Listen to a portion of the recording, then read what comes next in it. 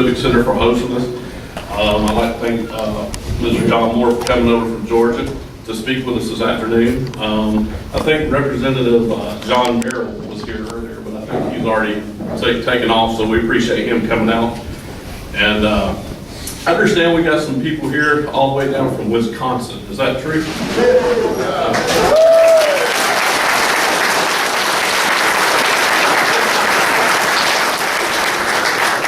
That's awesome. Thank you guys a lot for coming down and supporting us. We really appreciate it.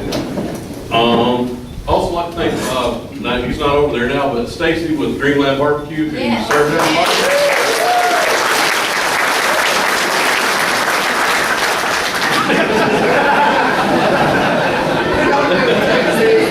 You'll take it. Well, as Eddie mentioned, I turned 40 years old today. I can't think of any other place that I'd rather spend my birthday than with 200 other patriots. Amen. Amen.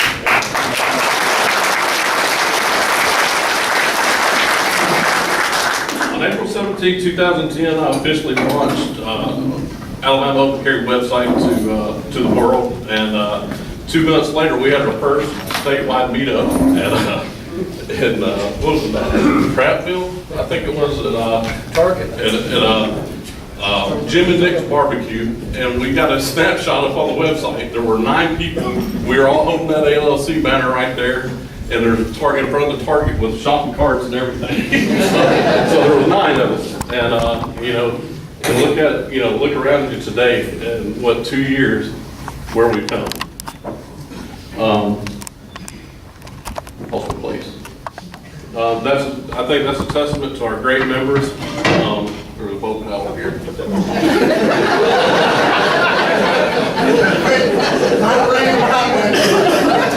Does anybody have a boiled egg in their pocket? So, anyways, I think it's a testament to our great members and our awesome regional coordinators that we have. If you're a regional coordinator, I don't know if Eddie was intended on addressing you or not, but I would like for you guys to either raise your hand or stand up so everybody can see who you are.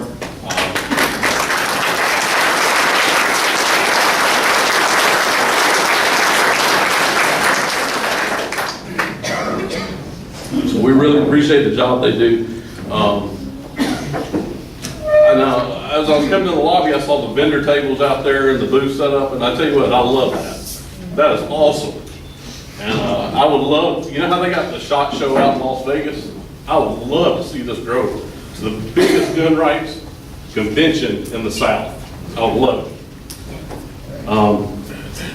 Speaking of regional coordinators at this time, we appreciate all our regional coordinators, and but we got one of our newer regional coordinators that in the short time that he's been a coordinator, he's put together meetups, organized special events, been on local TV shows promoting us, and instructed classes in his region as well as the classes today. So at this time, I would like Potent Dagger, George Owens to come forward.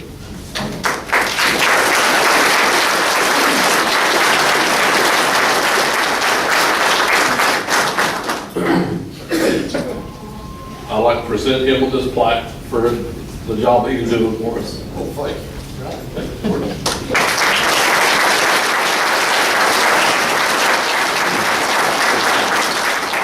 Like I said, we can't thank you guys enough, all the members and the regional coordinators that do stuff for us, and but there's a lot more that needs to be done.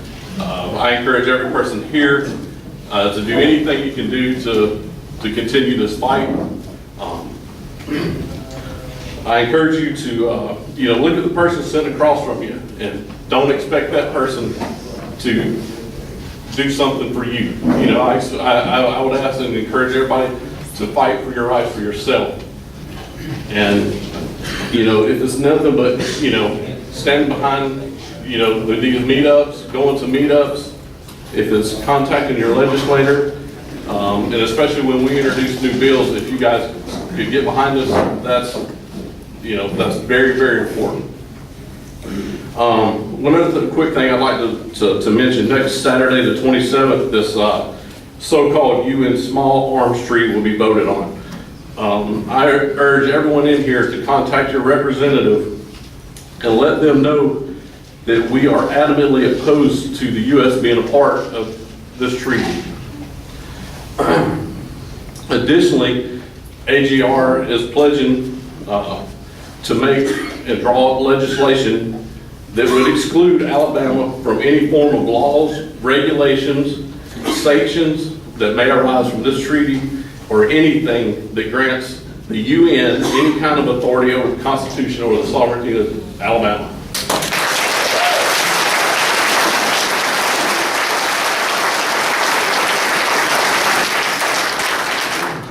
In addition, we continue to fight for the rights, the laws here in Alabama, get them cleaned up, clarified, and so when those, like I said, obviously we'll let you guys know when we got new legislation out on the House floor. So when that time comes, we really appreciate you guys, contacting your reps, getting behind it, and getting behind us at these, at these meetups and fighting for these new laws. Okay, one last thing, and I'm done. I'd like Eddie to come back up here. No.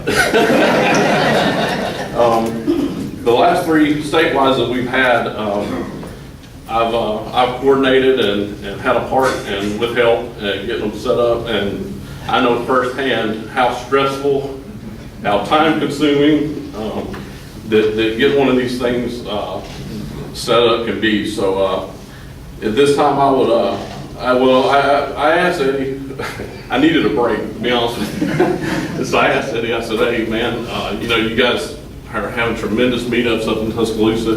He was having, his regular monthly meetups, he was having 75, 80 folks show up. And sorry, I'm not ignoring you guys over here. Yes, it was. But he was having tremendous meetups, and this is part of the state, and that's a credit to all you guys here in Tuscaloosa and Eddie. And so I asked him, I said, would you mind taking the burden off of me this time and organizing this meetup, and you can see the fruits of his labor and what he's accomplished, and it's awesome.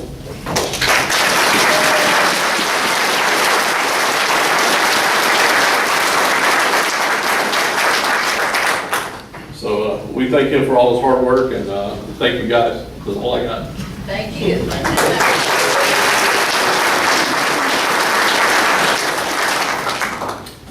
I thought you was gonna give me some money or something. I'm disappointed. Hey, Eddie, you should know, brother. I got something I got to give to somebody. Okay. A warrant?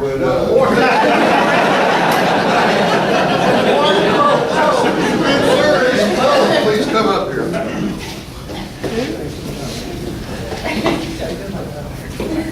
I know that you can't have been a member of ALOC for any period of time and not know who this guy is. You may never have seen him before, but right now, Jason Tully is on the forefront of our fight. His case is fixing to end up in front of the Alabama Court of Criminal Appeals after having been convicted of carrying on the premises not his own, although he had a valid pistol permit. It has cost this man money. It's cost him things that you and I can't even begin to imagine. We did a little pistol tournament. We called it the Jason Tully Challenge down in Region 7. We had about 5 guys show up at an indoor range on short notice, and we threw in some money and we had a little pistol competition. And the winner got bragging rights. Well, that was our buddy Bill, better known as 811XX. Bill, stand up. There he is on the back wall with the sunglasses on his hat, trying to look inconspicuous. But Bill won. Phil Harding was Students for Concealed Carry. Phil's the statewide director for Students for Concealed Carry. He came in second. And I'm a little bit ashamed to say that I came in not first or second. But we we got our bragging rights and we shot a little video and we had a good time being together. But the reason why we did it was to support this guy. Well, between the 5 of us, we managed to raise $230. Wow. It's not much, but I know that Jason has spent his own money on his defense. And frankly, I think it's time for him to take Miss Tully out to dinner.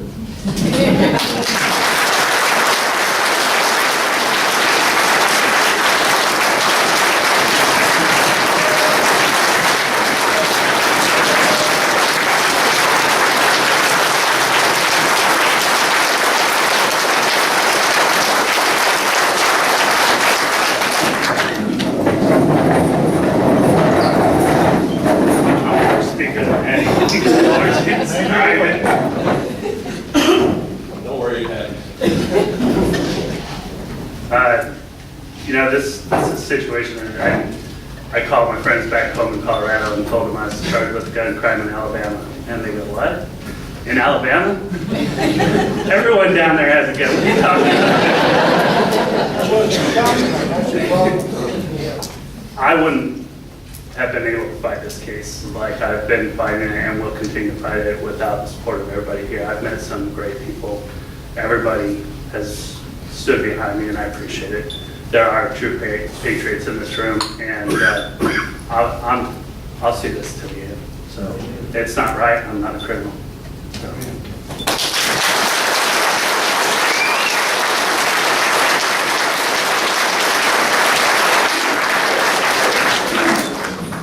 Just a little bit of house cleaning. There's somebody who has a ticket number 1872 on the AR-15 rifle. You got the wrong end of the stub. I got the stub you need right here. And all I got is a number, so I don't know who owns this ticket. So if you got that stub with your name written on it, you need to get with Mr. Paul Arnold right back there and swap with him. Because otherwise, if he draws out your number, he'll not know who won it. What you sell on that for, or right now, Okay, Glenn, did you want to make it, you said you had, he said he had 1 minute, so we'll see.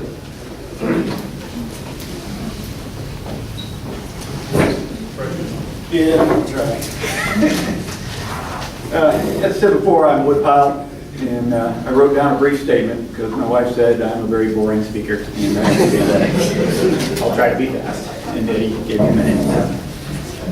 When my daughter graduated high school, we decided to pursue a permit, and we knew that we were making an obvious challenge to the dubious law that allows sheriffs to decide whether or not we get to honor a constitutional right. And previously, that same sheriff, I talked to him, and he stated direct opposition to issuing a permit to anyone under 21 years of age. And if you know me, I was going to take that challenge. After much research and consultation with Mr. Monroe, and thanks to him too, we decided to continue the process. In the end, to make it short, the sheriff decided to reconsider, and he issued a permit to our daughter Stephanie, 18 years old, about 5 days after she graduated high school.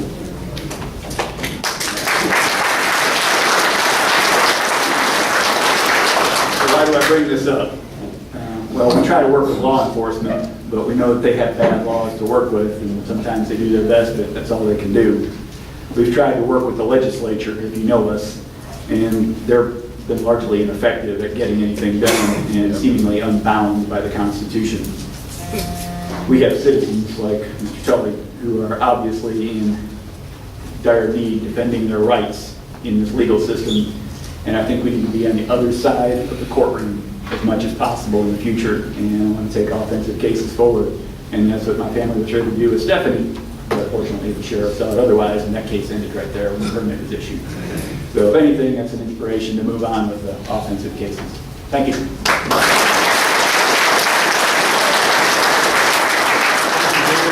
Thank you very much.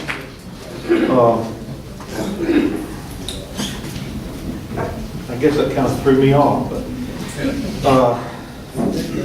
didn't take much. That's right. That's right. I got a little something I want to share with y'all right here, right quick. Please bear with me. I was not born in the United States, but ever since I can remember, I wanted to live here.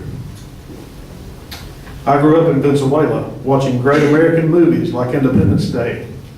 In 1996, I was 14 years old and loved how Americans stood up, fought, and would not let anyone take away their rights, their freedom. As a teenager going through school, I made a point of getting good grades and studying hard, particularly learning English as a second language. And by the time I graduated high school in 1999, I had succeeded. I started translating for preachers, conference speakers, and mission trips, and as years went by, I became more fluent and proficient in the English language. By 2004, I was working almost full-time organizing logistics and travel plans for mission trips and participating in over 75 of them.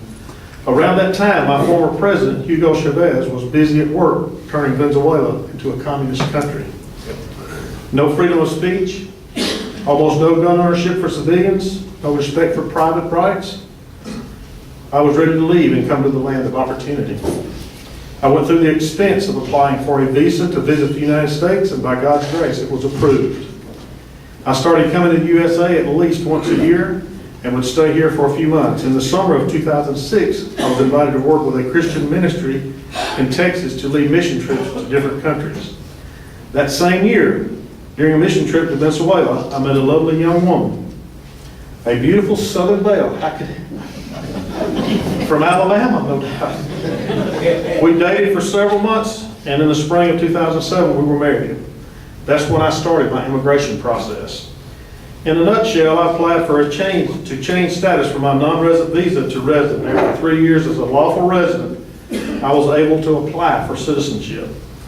In total, I spent over $4,000 in filing fees and expenses, 3 interviews, 2 medical exams, 3 FBI background checks, spent hours filling out forms, and studied more about Americans' history and civics than I ever knew about Venezuela's. On September the 7th of 2010, I became a naturalized citizen of the United States of America. That day I renounced, excuse me just a minute, it's a little emotional for me because I know this guy, and you fix it to me. That day I renounced my loyalty to the dictatorship of Venezuela and pledged my allegiance to the land of the home and the free and the brave. That's us, guys.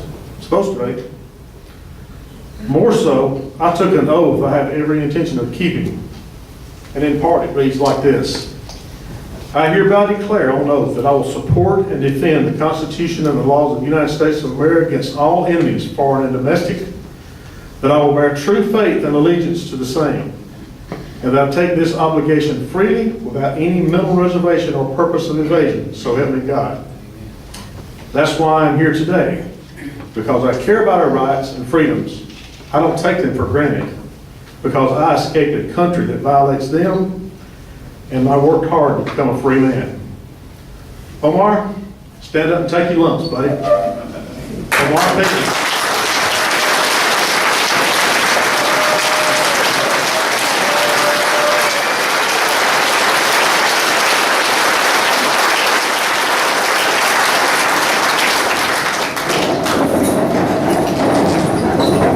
I am proud to know Omar, and I can guarantee you that he knows more about the American Constitution than most anybody in here. I am right proud of you, my brother. And another thing, Omar, it just gets better, buddy. I have here a certificate of appreciation. It says, be it known that Omar, I'll still have trouble pronouncing your last name, Pena, is hereby honored with the utmost gratitude for his selfless service, loyalty, and excellence to Alabama Open Carry. It's signed by Jason. Would you come get it?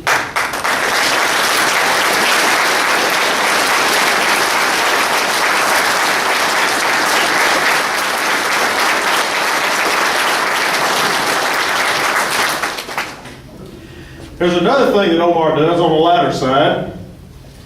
We call him the pot stirrer. Because on Facebook, he can put something in and it morphs into the most crazy thing you've ever seen in your life. And he just keeps it going. I don't know why. But here's your official pot stir.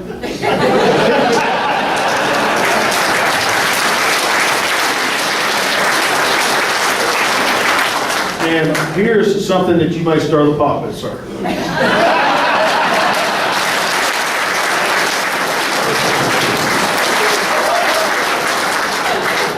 Omar is the man. You shake his hand before you leave. I'm proud of him. Okay, I'm gonna make this just a little bit shorter. You need a permit for this? Yes.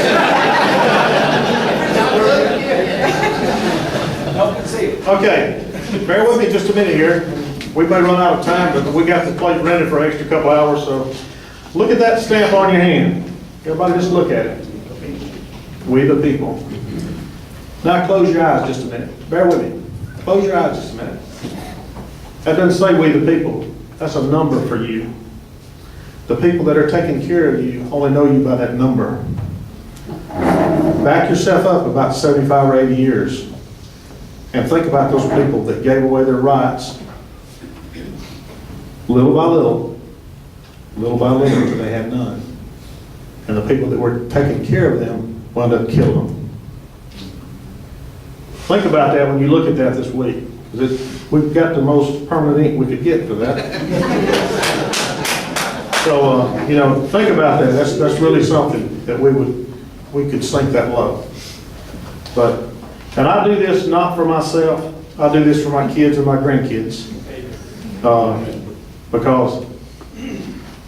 Just because.